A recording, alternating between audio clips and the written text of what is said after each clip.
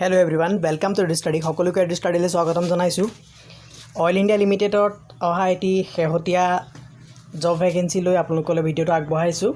আৰু এটো বৰ আকৰ্ষণীয় জব এটা আছে। অইল ইণ্ডিয়া লিমিটেডে শেহতীয়াভাৱে জাস্ট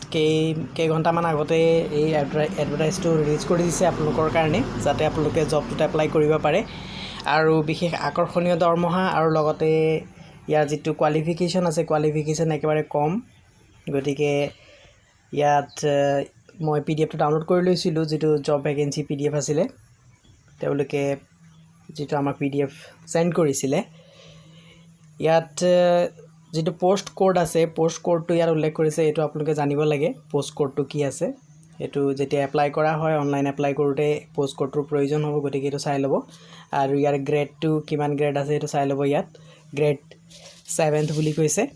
আৰু পে স্কেল দৰমহাটো আকৰ্ষণীয় আছে যে 16,000ৰ পৰা 34,000ৰ ভিতৰত হ'ব। আৰু লগতে আদাৰ এলাৱেন্সেছ দিছে, অন্যান্য বিশেষ সুবিধা আছে জবটোত। গতিকে আপোনালোকে ভিডিঅ'টো স্কিপ নকৰিব, জবটো ভালদৰে চাব, কেনেকৈ এপ্লাই কৰিব লাগিব বা ক'ত কি কৰিব লাগিব সেইবিলাক ডিটেইল এই ভিডিঅ'টোত ক'ম। আৰু এতিয়ালৈকে আপোনালোকে যদি এডু ষ্টাডি চেনেলটো ছাবস্ক্ৰাইব কৰা নাই তেনেহ'লে ছাবস্ক্ৰাইব কৰি ল'ব আৰু ওচৰত থকা বেল আইকনটো প্ৰেছ কৰি নটিফিকেশ্যনত যিটো অল আছে সেই অলটো চিলেক্ট কৰি ল'ব, যাতে আগলৈ এনেধৰণৰ জব ৰিলেটেড ভিডিঅ' আপোনালোকে পাই থাকে অতি শীঘ্ৰে। চ' আৰম্ভ কৰিব লৈছোঁ ইয়াৰ ডিটেইল কি আছে যে পোষ্ট কোডটো মই অলৰেডি যিটো কৈছিলোঁ সেইটো হৈছে পোষ্ট কোড।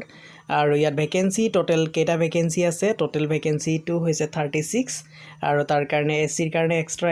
এছটিৰ কাৰণে এক্সট্ৰা আছে, অবিচিৰ কাৰণে এক্সট্ৰা, এইখিনি ৰিজাৰ্ভ কেটেগৰিজ। আৰু আনৰিজাৰ্ভ কেটেগৰিজত কেইটা আছে, 18টা পোষ্ট আছে। আৰু EWSৰ কাৰণে কেইটা ৰিজাৰ্ভ আছে, অৰ্থাৎ যিসকল অৰ্থনৈতিকভাৱে সক্ষম নহয় তেনে লোকসকলৰ কাৰণে 3টা পোষ্ট ৰিজাৰ্ভ কৰি দিয়া আছে। আৰু ইয়াৰ কাৰণে কোৱালিফিকেশ্যন কিমান আছে বুলি কৈছে যে এজেঞ্চিয়েল কোৱালিফিকেশ্যন হৈছে 10+2 অৰ্থাৎ হায়াৰ ছেকেণ্ডেৰী পাছ হ'ব লাগিব from government recognise board or university, অৰ্থাৎ আমাৰ অসমৰ যিটো বৰ্ড আছে সেই বৰ্ডৰ পৰা পাছ কৰা হৈ যাব। আৰু must পজেছ minimum 4 year old and valid professional heavy motor vehicle driving license, অৰ্থাৎ আপোনাৰ যদি হেভি মটৰ ভেহিকেল চলোৱাৰ ড্ৰাইভিং লাইচেঞ্চ আছে তেতিয়াহ'লে, আৰু এইটো কোনে ইছ্যু কৰিব লাগিব সেইটো মনত ৰাখি ল'ব যে এইটো ইছ্যু কৰিব লাগিব গভৰ্ণমেণ্ট অফ আছাম, অৰুণাচল প্ৰদেশ, এই দুখন গভৰ্ণমেণ্টে ইছ্যু কৰা হ'ব লাগিব। অৰ্থাৎ সম্পূৰ্ণৰূপে পোষ্টটো অসমৰ কাৰণে বা অৰুণাচলৰ কাৰণে ৰিজাৰ্ভ কৰি দিয়া নিচিনা হৈছে, কাৰণ ইয়াত যিটো ড্ৰাইভিং লাইচেঞ্চৰ কথা কৈছে সেইটো অসম আৰু অৰুণাচলৰ কাৰণেহে, দুইখন ষ্টেটে যিটো ইছ্যু কৰিছে সেইটোহে প্ৰযোজ্য হ'ব ইয়াত। আৰু এটা কৈছে যে কোৱালিফিকেশ্যনত সেইটো কৈছে must have minimum 3 years work experience, 3 বছৰ ৱৰ্ক এক্সপিৰিয়েঞ্চ হ'ব লাগিব driving heavy vehicles like crane,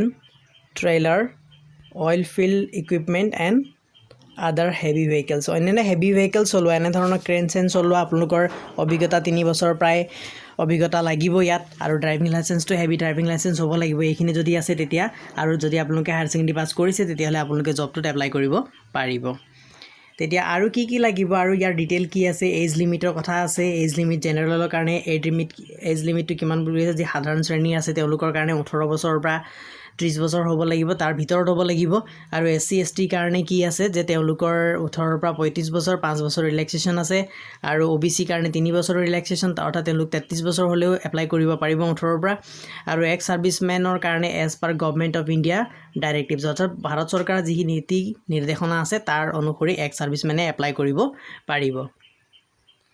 তেতিয়া এইখিনিৰ কাৰণে আপোনালোকৰ এজ প্ৰুফ লাগিব। এজ প্ৰুফটো কি ল'ব বুলি কৈছে যে admit card or pass certificate বা marksheet of class 10 issued by the concern government recognise education board, অৰ্থাৎ মেট্ৰিকৰ এডমিটটো বা মেট্ৰিক পাছৰ চাৰ্টিফিকেট বা ক্লাছ 10ৰ চাৰ্টিফিকেট এইবিলাক হ'লে হৈ যাব এজ প্ৰুফৰ কাৰণে। নেক্সট আৰু কি বুলি কৈছে যে এইখিনি লিষ্ট দিছে, list 1, list 2, list 3 category of the works, এইখিনি কণ্ট্ৰেক্ট লেবাৰ্ছ এইবিলাকৰ কথা কৈছে। এইবিলাক আমাৰ প্ৰয়োজন নাই, আমি জবটো আৰু কি আছে ডিটেইল সেইটো চাব লাগিব যে কনচেশ্যনছ এণ্ড ৰিলেক্সেশ্যনছ ক'ত আছে, ST ST কাৰণে কিমান ফিজ কনচেশ্যন বুলি কৈছে যে ST SC x servicemen EWS candidates R exempted from payment of online application fees, তেওঁলোকে এপ্লিকেশ্যন ফিটো দিব নালাগে। আৰু eligible SC ST candidates appearing in applicable selection test will be reimbursed second class rail bus fare by the short test অৰ্থাৎ যিসকলে second যিটো test হ'ব ইয়াত তেওঁলোকৰ এটা ড্ৰাইভিং টেষ্ট হয় সেই টেষ্টত যাবৰ কাৰণে যিসকল ST SC কেণ্ডিডেট আছে এলিজিবল যিসকল হ'ব তেওঁলোকৰ ৰেলৰ বা বাছৰ ভাড়াটো দিব বুলি কৈছে এইখিনি কনসেশন বা ৰিলেক্সেশন আছে আৰু তাৰপিছত কি কৈছে সিলেকশন মেথডলজি কি হ'ব ইয়াত ৰিটেন টেষ্ট এটা হ'ব আপোনালোকৰ যে লিখিত এটা এক্সাম হ'ব আৰু হেভি ভেহিকল ড্ৰাইভিং টেষ্ট এটা লগতে হ'ব আৰু যিসকলে ৰিটেন ক্লিয়াৰ কৰিব তেতিয়াহে তেওঁলোকক কি কৰিব যে হেভি ভেহিকল ড্ৰাইভিং টেষ্টৰ কাৰণে মাতিব আৰু তেওঁলোকৰ কি হ'ব যে ৰিটেন টেষ্টৰ কাৰণে কেনেকৈ মাতিব on the basis of the declaration in the online application form and successful ৰেজিষ্ট্ৰেশ্যনটো আপোনালোকৰ ছাকচেছফুল হ'ব লাগিব অনলাইন কৰিব লাগিব অনলাইনটো ছাকচেছফুল হ'ব লাগিব আৰু ইয়াত কি written test will be assessed the candidate on the following parameter কি প্যাৰামিটাৰৰ ওপৰত হ'ব কি টেষ্ট হ'ব বুলি কৈছে যে ইংলিছ ল্যাঙ্গুৱেজৰ টেষ্ট হ'ব জেনাৰেল নলেজ টেষ্ট হ'ব awareness with some questions on the oil India limited অৰ্থাৎ আপোনালোকে অইল ইণ্ডিয়া লিমিটেডৰ বিষয়ে কিছুমান কুৱেশ্যন জানিব লাগিব তাৰ পৰা 20% আহিব next reasoning arithmetic numerical and mental ability এইখিনি পাব 20% আৰু ডমেইন অৰ ৰিলেভেণ্ট টেকনিকেল নলেজ এইখিনি টেকনিকেল নলেজৰ ওপৰত আপোনালোকৰ 60% থাকিব সম্পূৰ্ণৰূপে অৰ্থাৎ ড্ৰাইভিঙৰ ওপৰত হ'ব খুব সম্ভৱ টেষ্টটো আৰু কৈছে যে questions in written test will be in the pattern format of multiple choice MCQ আহিব মাল্টিপল চইচ জাষ্ট টিক কৰিলে হ'ল ABC আৰু তাত কোনো নিগেটিভ মাৰ্কিং নাই বুলি কৈছে ইয়াত যে নো নিগেটিভ মাৰ্কিং বুলি কৈছে অৰ্থাৎ যদি কুৱেশ্যনটো এনসাৰ দি আহিলে আপোনালোকে ভুল হ'ল তেতিয়া আপোনালোকৰ শুদ্ধ হোৱাৰ পৰা যে মাৰ্ক লেছ হৈ যায় নিগেটিভ মাৰ্কিং সেইটো সিস্টেম ইয়াত নাই বুলি কৈছে তেতিয়া আপোনালোকে যে ভুলে শুদ্ধ এনসাৰ যদি কোনোবাই কৰি থৈছে তাত যদি শুদ্ধ হৈছে বাই লাখ তেতিয়া আপোনালোকে সিলেক্ট হোৱাৰ চান্সও আছে আৰু টেষ্টৰ ল্যাঙ্গুৱেজ কি হ'ব ইংলিছ ল্যাঙ্গুৱেজ আৰু অসমীয়া দুইটা ভাষাৰে হ'ব ইংৰাজী অসমীয়া আৰু 2 ঘণ্টা ধৰি এক্সামটো হ'ব আৰু 5 মাৰ্ক কিমান 50% বুলি কৈছে 100 নম্বৰ পৰীক্ষা হ'ব টোটাল যে 100 নম্বৰৰ ভিতৰত আপোনালোকে কিমান পাব 50% অৰ্থাৎ 50 নম্বৰ পাব লাগিব তেতিয়া যিসকলে 50 নম্বৰ পাব তেওঁলোকৰ ড্ৰাইভিং টেষ্টৰ কাৰণে মাতিব সেই কথাটো ইয়াত উল্লেখ কৰিছে আৰু candidates will be shortlisted in order to merit অৰ্থাৎ যে এটা পোষ্টৰ এগেইনষ্টত দুজন মানুহ মাতিব আপোনালোকক তেতিয়া আপোনালোকৰ যেতিয়া ড্ৰাইভিং টেষ্টত যিজন ফাইনেল হ'ব তেওঁলোকে চাকৰিত এপইণ্টমেণ্ট কৰিব সেইখিনি কথা কৈছে আৰু ডকুমেণ্টছ কোনখিনি লাগে ইয়াত কৈছে ডকুমেণ্টছ এণ্ড চাৰ্টিফিকেট টেষ্টিমনিয়েল যিখিনি লাগে ইয়াত কৈছে যে এমপ্লয়মেণ্ট এক্সচেঞ্জৰ চাৰ্টিফিকেট ৰেজিষ্ট্ৰেশ্যন কাৰ্ডটো লাগিব আপোনালোকে ৰেজিষ্ট্ৰেশ্যন কৰা কাৰ্ডটো এমপ্লয়মেণ্ট এক্সচেঞ্জে দিব লাগিব আৰু সেইটো কি হ'ব লাগিব যে 2020 ছেপ্টেম্বৰ মাহৰ 18 তাৰিখৰ আগত ইস্যু হোৱা হ'ব লাগিব তাৰ পিছত হ'লে নহ'ব আৰু এডমিট কাৰ্ড লাগিব বয়সৰ প্ৰমাণৰ কাৰণে আৰু সেইটো একেই কথা যে ইমান ডেটৰ আগৰ হ'ব লাগিব আৰু SC ST কাৰ্ড চাৰ্টিফিকেটো সেইটো একেই কথা যে এইটো ডেটৰ আগৰ এপ্ৰুভ হোৱা লাগিব আৰু যিসকল OBC non creamy layer certificate আছে সেইটো লাগিব সেইটো ডেটৰ আগৰে হ'ব লাগিব উইকাৰ সেকশনৰ কাৰণে যিটো ইকনমিক্যালি উইকাৰ সেকশনৰ কাৰণে যিটো চাৰ্টিফিকেট সেইটো একে কথাই কৈছে গতিকে এইখিনি চাৰ্টিফিকেট আপোনালোকে মজুত কৰি যদি আগত ৰাখিছে তেতিয়া এপ্লাই কৰিব পাৰিব যদি এইটো ডেটৰ পিছত যদি আপোনালোকৰ চাৰ্টিফিকেট ইস্যু হৈছে তেতিয়াহ'লে আপোনালোকে এপ্লাই নকৰাই ভাল কাৰণ পিছত আপোনালোকে এনে পস্তাব লাগিব সো আৰু কি বুলি কৈছে যে medical fitness pre employment medical examination এইটো এটা টেষ্ট হৈ যাব মেডিকেল ফিটনেছ কিমান ফিট হয় সেইটো টেষ্ট কৰিম বুলি কৈছে ইয়াত আৰু তাৰ কাৰণে এক্সামিনেশ্যন এভেইলেবল ইয়াত দিছে যে ফিজিকেল ফিটনেছৰ কাৰণে exam pre employment medical examination available এইটো ক'ত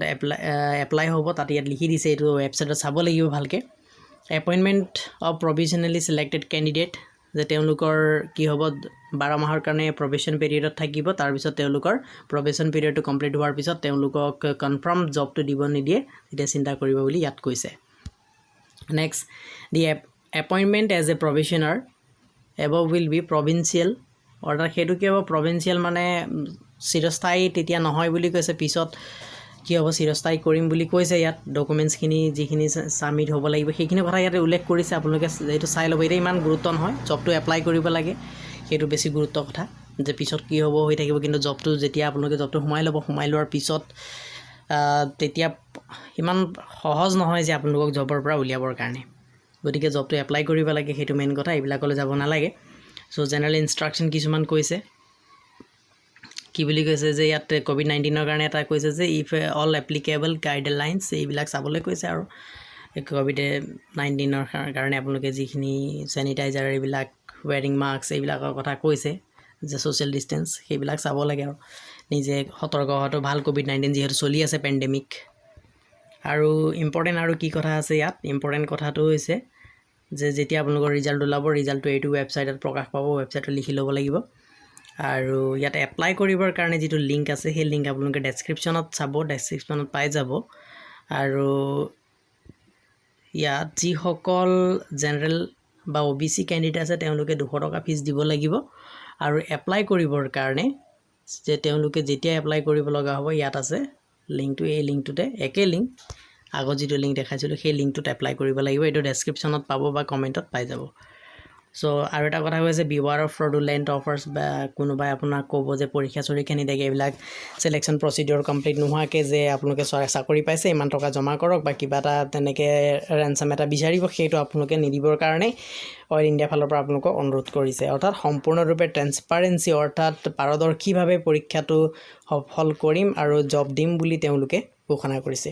গতিকে এয়া আছিলে জব ডিটেইলছ গতিকে আশা ৰাখিছোঁ আপোনালোকে ভালদৰে বুজি পাইছে আৰু বুজি পাইলে সকলোৱে এপ্লাই কৰিব যিসকলৰ ইয়াত যোগ্যতা আছে বা যে এইটো